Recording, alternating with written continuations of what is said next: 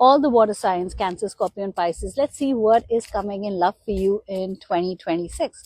Let's see what is coming in love for you in 2026.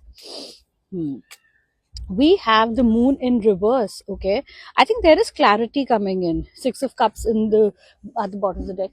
I feel there is a possibility for a old relationship to reconcile with an old relationship where there was lack of clarity where the relationship was going. There was a lot of confusion.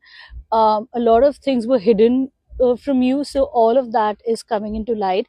I'm also hearing that there were a lot of fears around commitment that's going to, there's a clarity around that situation. So with Two of Wands at the bottom of the deck, there's a clarity coming. Maybe planning for the future is coming. You're resolving those fears when it comes to planning a future together and a relationship together. Okay, we have Six of Wands in reverse and Three of Cups. I feel that, and Four of Cups. I feel that in the past there could be a third party situation. It doesn't have to be another person, but this could be because of other people or other circumstances. Things could not move forward, but there is a forward movement coming. There is balance coming in. Let's see again for Cancer, for the water signs, what's coming in love in 2026. We have addiction. Oh, abundance. I feel that, and cassette.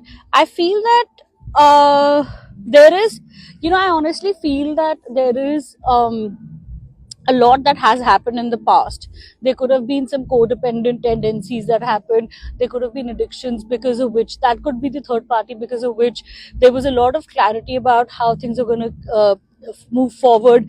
Cassette here, I means that I feel that a lot of things from the past could have just replayed, or somebody, I feel that outdated thinking, conditioning, replaying events over in the head. I feel that you could have been going in cycles or circles with a person, and that's ending because there's a sudden change coming. There's certain realizations coming.